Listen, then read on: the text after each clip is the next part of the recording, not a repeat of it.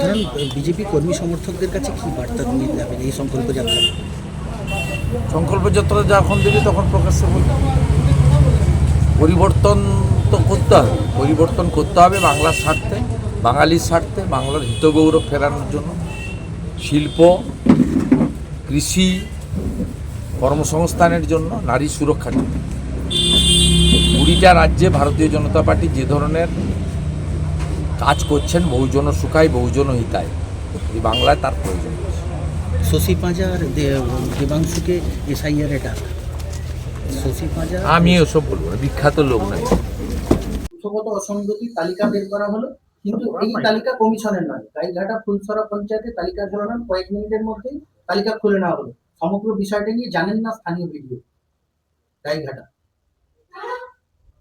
যে কেউ করেছে দেখুন, যদি আপনার তৃণমূলের লোকরা করে থাকতে পারে, কারণ ওখানে তো অবৈধভাবে কন্ট্রাকচুয়াল ডাটা এন্ট্রি অপারেটরদের কাজে লাগানো হচ্ছে, যেটা ইলেকশন কমিশনের গাইডলাইনের বাইরে।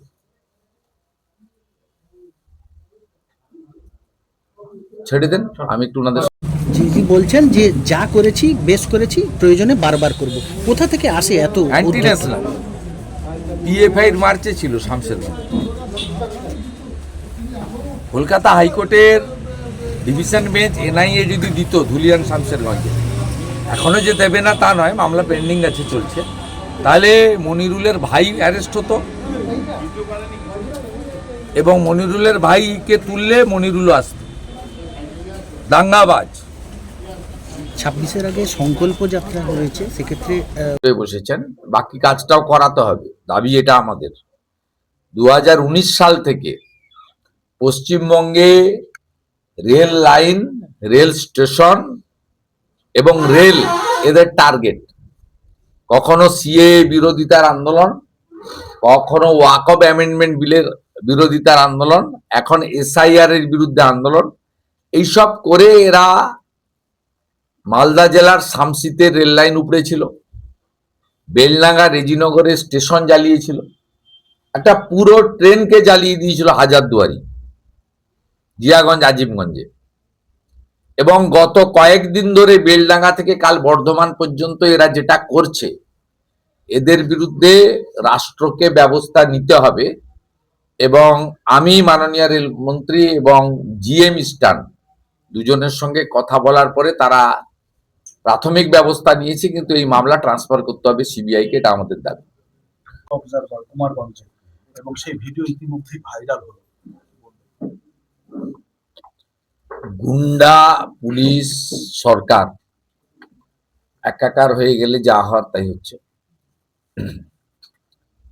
এবং শুধুমাত্র অবজারভার, মাইক্রো অবজারভাররা নন, যারা অভিযোগ করছেন 7 নম্বর ফর্মে। এই জেলাতে একজন পঞ্চায়েত এখনো জেলে আছে, জানেন, মিথ্যা মামলা করে তাকে গ্রেফতার করে রাখা হয়েছে। গতকাল কাটোয়া বিজেপি সাংগঠনিক জেলার কালনা বিধানসভায় ভারতীয় জনতা পার্টির সোশ্যাল মিডিয়া কনভেনার উৎপল মিত্রর উপরে প্রাণঘাতী হামলা হয়েছে, রক্তাক্ত হয়েছে। অভিযোগটা কি? উৎপল মিত্র ফর্ম 7-এ একজনের 3 জায়গায় ভোট ছিল, খসড়া ভোটার তালিকায় নাম প্রকাশ হয়েছে। কালনা বিধানসভার এপিক নম্বর 264, কালনা পৌরসভার 9 নম্বর ওয়ার্ডে 216 নম্বর পাটের সিরিয়াল নাম্বার 410 ও 11, 2 জায়গায় নাম আছে। নবদ্বীপ বিধানসভায় এপিক নম্বর 84, পৌরসভার ওয়ার্ড নম্বর 19, 141 নম্বর পাটের সিরিয়াল নম্বর 621। এইটা 7 নম্বর ফর্মে অভিযোগ করার পরে তৃণমূলের স্থানীয় গুন্ডা নেতা অমিত শাহর নেতৃত্বে বিজেপির সোশ্যাল মিডিয়া কনভেনার উৎপল মিত্রর উপরে হামলা হয়েছে। দেখুন এই ছবি, বাংলা দেখুন। ভয়ঙ্কর অবস্থা। ফর্ম 7 একটা লোকের 3 জায়গায় নাম আছে, সেই অভিযোগও কেউ করতে পারবে না। তার নাম তো কেউ কাটতে বলছে না, বলছে একটা লোকের নাম এক জায়গায় থাকবে। অবজেকশন দিয়েছে সেই অপরাধে গতকাল করেছে। ছবি দেখো। অমর্ত্য সেন বলছেন যে এসআইআর পদ্ধতিতে যেভাবে চলছে বাংলায়, তা নিয়ে তিনি ক্ষুব্ধ এবং দীর্ঘ প্রতিক্রিয়া বলছেন যে এটা কখনোই কাম্য নয়। গ্রামীণ ভারতীয়দের কাছ থেকে যেসব নথি চাওয়া হচ্ছে তার অনেকটাই না থাকা খুবই সাধারণ ব্যাপার। আমিও গ্রামীণ এলাকায় জন্মেছি, এসআইআর নাম করে হয়রানি হচ্ছে। অমর্ত্য সেন বলছেন পিটিআই কে দেওয়া উনি সব সময় এসব কথাবার্তা বলেন, ওনার কথার বেশি উত্তর দেওয়ার কোনো কন্ট্রিবিউশন নেই।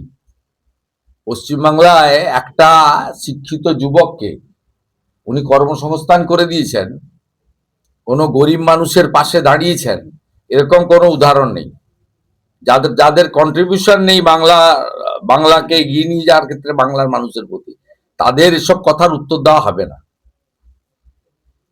8 বার এসআইআর হয়েছে, মানুষ সহযোগিতা করেছে, এবারেও হ্যাঁ, কিছু মানুষকে তাদের নামের ভুলের জন্য ডাকা হচ্ছে, এর জন্য দায়ী পশ্চিমবঙ্গ সরকার। ইলেকশন কমিশনের কোনো লোক নেই, 90,000 বিএলও দিয়েছে পশ্চিমবঙ্গ সরকার।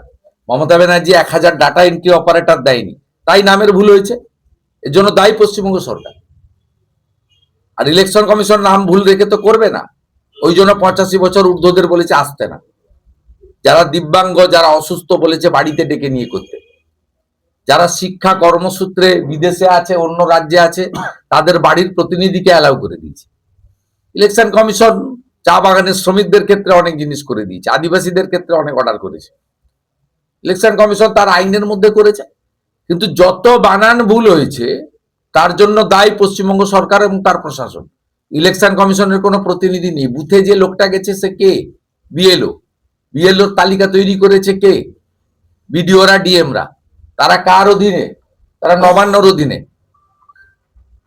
ডাটা এন্ট্রি অপারেটর বিহারে 1000 দিয়েছিল 4 মাসের জন্য, পশ্চিমবঙ্গে 1000 ডাটা এন্ট্রি অপারেটর চেয়েছে, ইলেকশন কমিশন দেয়নি, মুখ্যমন্ত্রী করতে দেননি, অর্থ দপ্তরকে অনুমোদন দিতে দেননি, আটকে রেখেছেন। তাই এই সাধারণ মানুষের যেটুকু ভোগান্তি হচ্ছে এর জন্য দায়ী পশ্চিমবঙ্গ সরকার, তৃণমূল কংগ্রেসের প্রশাসন এবং মুখ্যমন্ত্রীর বাধা দান। এই কারণেই হয়েছে, অন্য কোনো কারণ নেই। রানীচকে আজকে মেখলিগঞ্জে নাবালিকাকে যৌন নির্যাতনের অভিযোগ ঘিরে তুলকালাম, পুলিশের ওপরে হামলা চালানোর অভিযোগ উঠল একাংশের বিরুদ্ধে। পুলিশের উপর কে হামলা করেছে জানি না, কিন্তু এই রাজ্যে কোনো দিদি, বোন এবং কন্যা সুরক্ষিত নয়, এটা অনেকবার প্রমাণিত হয়েছে। সেই কারণে মুখ্যমন্ত্রী নিজে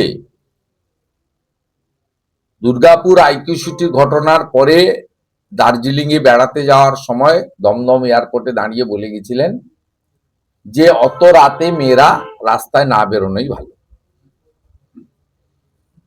তারও আগে মুখ্যমন্ত্রীর পরামর্শদাতা, হাতি পুষেছেন উনি, সাদা হাতি কিছু, আলাপন বন্দ্যোপাধ্যায় একটা নোটিফিকেশন করেছিলেন যে সন্ধ্যার পরে মেয়েরা কাজে যাবে না, ওয়ার্কিং আওয়ার বেঁধে দিয়েছিলেন।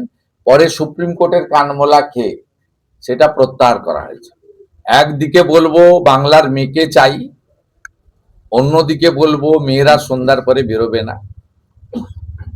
এই যে অবস্থাটা পশ্চিমবঙ্গে হচ্ছে, এটা তো বাংলাদেশ, গ্রেটার বাংলাদেশ করার জন্যই পশ্চিমবঙ্গে এসব জিনিস হচ্ছে।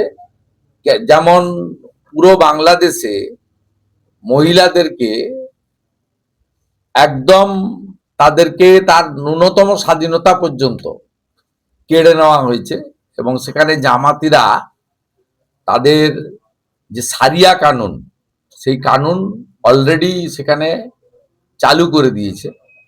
তৃণমূল কংগ্রেসও সেই পথের পথে। তাই এখানে কোনো দিদি, বোন, কন্যা সুরক্ষিত নয়।